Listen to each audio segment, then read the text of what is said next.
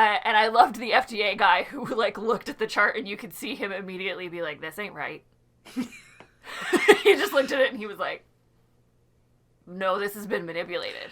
Like, I love that the away. woman's like, no one would see it unless they were a trained data scientist. And then here's a trained data scientist being like, no, this is a hard no. We told them they couldn't do this. Yeah, it was amazing.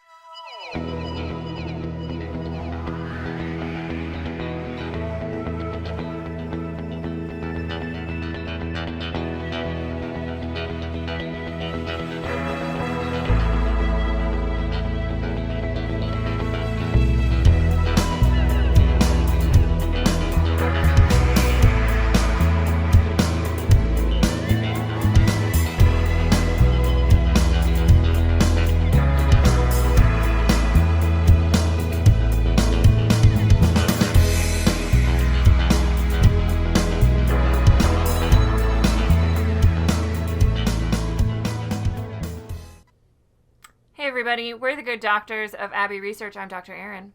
Dr. Kristen. You are exceptionally welcome to our continuing coverage of Hulu's docu-series drama Dopesick. We are up to episode 6, Hammer the Abusers, which I learned in my research reading about the series and Richard Sackler in particular. That is a direct quote from a leaked memo that we have from him, so lest you think that was done for dramatizing how horrible he was. No. He actually said we have to keep hammering the abusers. So, we pick up exactly where we left off. Purdue making a lot of money. Bridget trying to go after Purdue with the FDA, who's not helping. And then Randy and Rick just plugging away. We open with the year of our Lord 2000 and the U.S. Attorney for the state of Maine, who has decided he's going to go after Purdue Pharma. And he starts sending letters to literally every doctor in the state about how addictive Oxycontin is. With Dr. Finnix in his rehab facility, he hears from all of the other people he's there with that this is their 3rd time, their 5th time, their 2nd time in rehab. And unsurprisingly, that it is either, from one of them who says it is either here, jail, or the morgue. And so he really starts to worry that the rehab's not going to work. And he's very fearful of a relapse, which we'll get to by the end of the episode. So Bridget meets with the FDA. The FDA is like not helping out. They are saying that it is now the DEA's responsibility to show the FDA that the drug is unsafe when prescribed, and then they will act. So that becomes her guiding impetus throughout this whole episode, is to try and find out if she can get stats behind the fact that Oxy is unsafe when it is used as prescribed.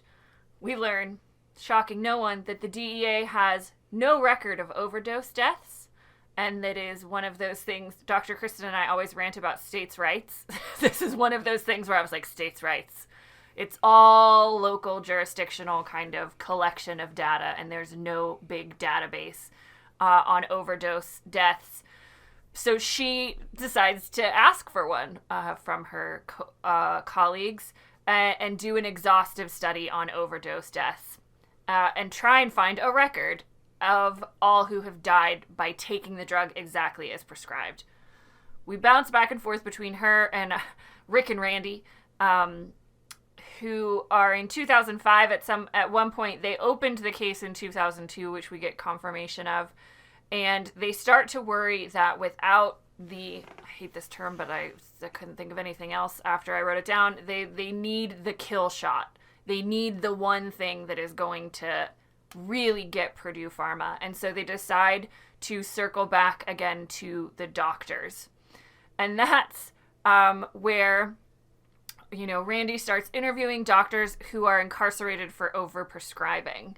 And he stumbles upon the blood charts that are used in the selling of Oxy to show that there are, quote unquote, fewer peaks and valleys in the way that the drug operates in your blood system, which, was part of the whole argument that it's time release, it takes 12 hours, you can't abuse it, etc., etc.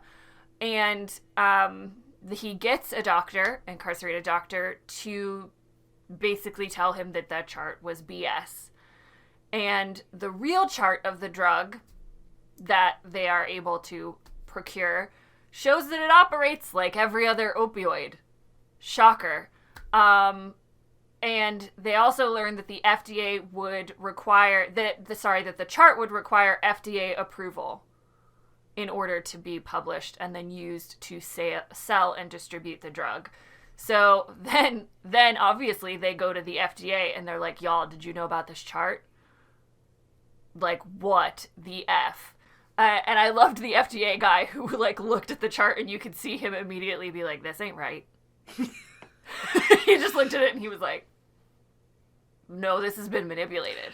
I love that the woman's like, no one would see it unless they were a trained data scientist. And then here's a trained data scientist being like, no, this is a hard no. We told them they couldn't do this. Yeah, it was amazing. I loved that it was like she set him up so clearly. And then they're like, oh, hey, trained data scientist. And he looks at it and you can just see his face go, what? Yeah, that's a no. Yeah. I was like, my mom and I were watching it and I was like, oh, he's looking at the left side of that chart. He sees it. We also learned that the FDA rejected the term fewer peaks and valleys. And this FDA guy who is super pissed, says these a-holes do this all the time, meaning Big Pharma, meaning Purdue. They've been doing it for years, and he agrees to testify that this is a falsified and manipulated chart. With glee, with relish. He's like, I'd be delighted. He's like, can I testify? Will you let me testify? It was, I feel like every storyline in this show, I'm always waiting for the other shoe to drop. Because I live in 2021.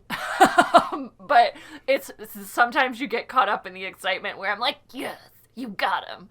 And then I remember how the world works. So with our Bridget, her and her husband on the rocks, it's not going well at all for her. And then in her data collection efforts, we learn kind of how she had to rethink about how Oxy is prescribed and what it's used with, because the first reports come back that there's only 12 recorded deaths from Oxy overdose. And she is a human in the world and knows that that's wrong. So she gets to eventually understand that when Oxy is prescribed, it's almost always prescribed with other non-lethal drugs, like anti-anxiety medication, antidepressant medication, all of these kinds of things.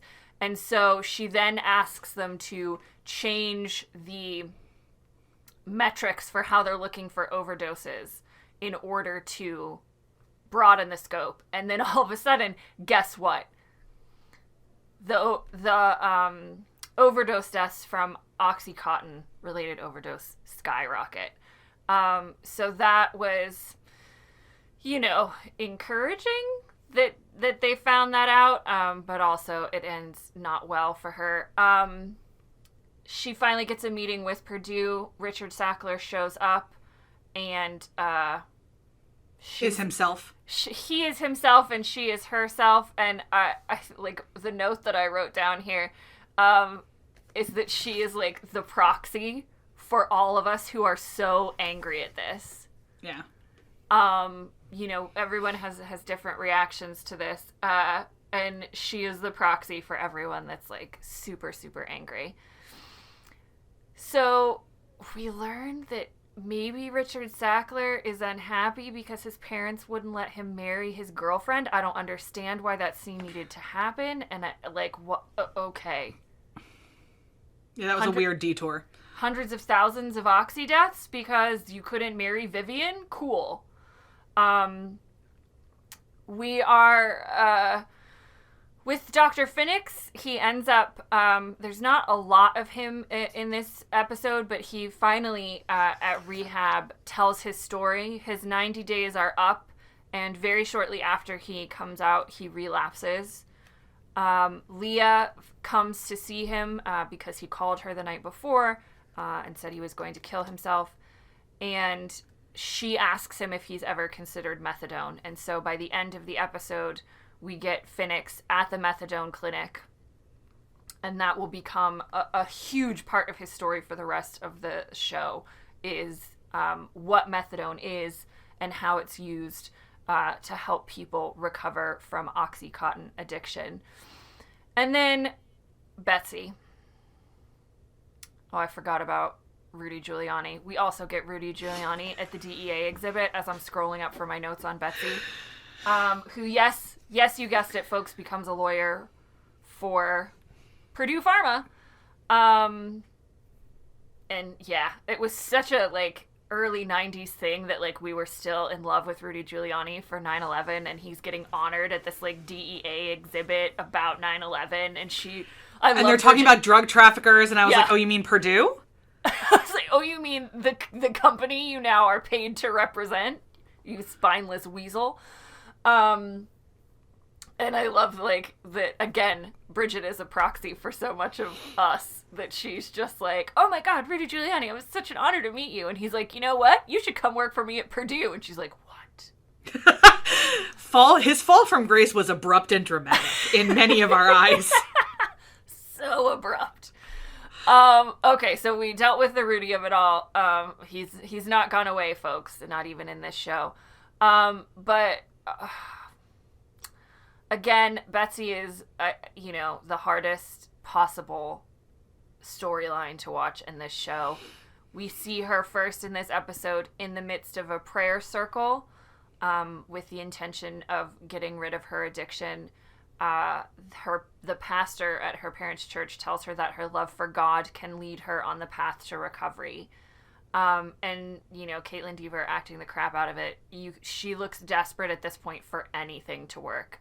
We know that she's not been a very practicing religious person in the previous flashbacks we've seen of her life. So she then throws herself into,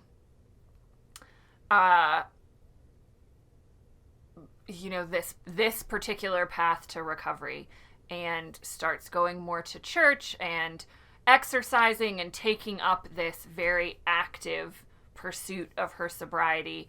But she clearly struggles with it. And at the end of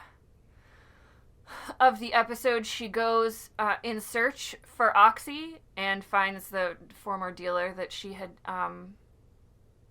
worked with, abused with. And he says, I can't get Oxy. Oxy's too hard. It's too expensive. But I've got heroin. It's better. And this is... part of what we're getting from Bridget's storyline as well, too, right, is that as people either, no longer can get high from the level of Oxy they can access, or they can't access it anymore, they then spiral into or move on or move up to heroin as a cheaper, easier access and better high. And so we see her relapse in this episode, which, again, we were waiting for this shoe to drop, but it was still really, really sad to watch. And, we end with a very angry Bridget, which I think after the events of this episode is kind of where we were all at. And I know, Dr. K, you've got a couple of things you wanted to unpack and discuss, so away you go, my friend. Let's start with Betsy, shall we? So yeah, it was I could have telegraphed her entire story in a way, and I appreciate that they're doing this work that is such a common narrative. What I want to point out is that faith is a huge part of many people's recovery, and it is for many people a core part of their recovery. Faith in a higher power, and because often with faith comes community, and living in community is really the number one indicator of sobriety. If you're with a group of people that will support you, that you can be honest with, that you can talk vulnerably with, that you can work with, that's the number one indicator of potential sobriety, nothing else. And so faith communities tend to be really good places for that, for a whole host of reasons. What they were doing there is a laying on of hands is the technical term for it. It's it's a Christian tradition forever. It's a thought process that you are the conduit of the Holy Spirit, and it's a thing. I've been in so many of those prayer circles for various reasons. And what I would like to remind everybody is that every single person in that circle, this is the only way they knew how to fight this thing. This was earnest. This was loving. This is it. This is all they've been given. So is it crazy, quote unquote, to think that it's the devil inside of her? No, because what other options have they been given? Yeah. What other education have they been told? Yeah. And, if we really look back at human history, whenever we don't fully understand something, we call it demon possession. And I'm sure if you were her parents and you saw what she was like the night that her dad put her pills down the sink, that certainly looks like demon possession. Also, a key right here is that what we see is that Betsy desperately wants to change. Yeah. She doesn't want to be an addict anymore. And I think we actually see this several times. Whenever she is sober, she doesn't want to do it anymore. Mm-hmm. She just feels like she has no other option. And this is particularly true of opioid addicts, more so than some other populations, that crash is so desperate and real and like, oh my God, I just don't know how else to get out of this because of the Dopesick aspect of it. So she'll do anything. She'll do absolutely anything. The issue is that she now no longer has any coping mechanisms. Yeah. Nothing has been uncomfortable. The minute something's uncomfortable, mentally or physically, she takes a pill and she's done. So she has no way to overcome mental or physical. She has no resiliency anymore. And it's one of the things that we see with addicts in recovery. Their early recovery somewhat is about building resiliency again. And how do we do that? And so she has no resiliency. She sees a trailer that she used to live in with her girlfriend. She remembers everything that she had. She self-spirals. I'm a terrible person. This is I brought this on myself. All of those things. That's my guess. She tries everything she's got, which now is prayer, which doesn't have anything against, unfortunately, the power of a relapse. Potentially, if she had been in an active community where she could have gone to someone's house or she could have done those things, they could have helped her figure out some other things. It could have had a different ending, but it didn't. And that's the case for so many people. She'll move on to intravenous heroin. And that is one of the biggest killers in the United States, of addicts in particular, from both dirty needles and overdoses, because it just stops your heart. But it's really easy to demonize the people around Betsy. And I want us to remember not to. Yeah. That even her parents, which they seem, sometimes horrible, they are doing their best. Yeah. And they are this is what they think is loving. This is deeply what they think is loving. So I wanted to bring up that. Yeah, and I think I just want to jump in here real quick because I think this ties into what we talked about in the last episode, that there are no structures for these people. There is no support for any of these humans to understand what is happening with addiction. Mm-hmm. There are no structures built in where people of low income situations can access support. And this is all, I'm going to say it, Purdue's fault. At the end of the day, the buck stops with them, and, we'll get more into the law enforcement focus as we move on through the rest of the show, and how that was used to keep everyone away from medical interventions or medical treatments for medical research about addiction and how we can treat it and help people. And so I think, your point was so well made, but I wanted to make sure and draw that connection that these are the same structures that are missing from these people's lives. They have no support from anyone except in instances where they have either money or access or a community, and the community her parents have is their church. There's a scene somewhere in there. Oh, when either in this episode or last episode, I watched them back to back, and there's a conversation about Purdue saying the law enforcement person, or Bridget, I can't remember, saying we want this off the streets. If Purdue was really concerned about the addicts, they would say that's what we want to. We really do just want the pain patients to get this. They could have taken the FDA special label off. They could have. Like, there's a lot of things they could have done. They had no interest in protecting anybody. Yeah. And so that's really evidenced by Richard Sackler's memo to hammer the abusers. I want to dance on his grave is what I wrote in giant letters on my my thing when he says that. Small thing. The FDA, when referring to themselves, never uses the definite article. Ever. So it's not, you don't go to the FDA, you go to the FDA, and then when you are sitting there, they talk about themselves in the third person.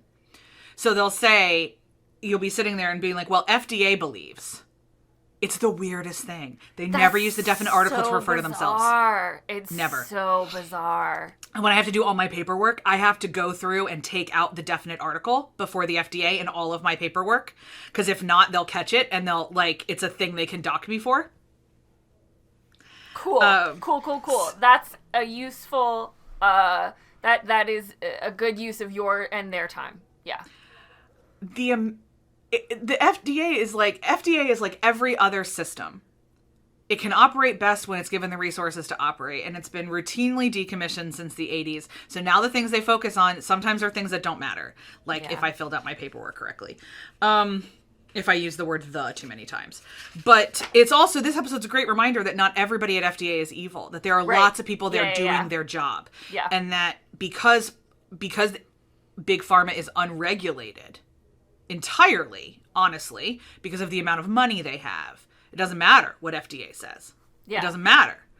Find me somebody at FDA in 1986 when they approved that, like, they could have not approved. Sackler could have lied. And then FDA, they didn't have the money to go after them. Yeah. So, like, what could they have done? And I also want to say, anybody who has ever loved an addict knows what Rosario Dawson feels like sitting on that bed when she says, I could have worked harder, I could have done something different, I could have, even if the person you love didn't die, lots of people they knew or other people you knew. I mean, like, I think there was one year I went to 5 funerals of boys my brother's age. Yeah. And it's just so, you always think you can do more, but her husband's right. Richard Sackler is the only one ultimately responsible for this, and he does not care. Yeah. He does not care.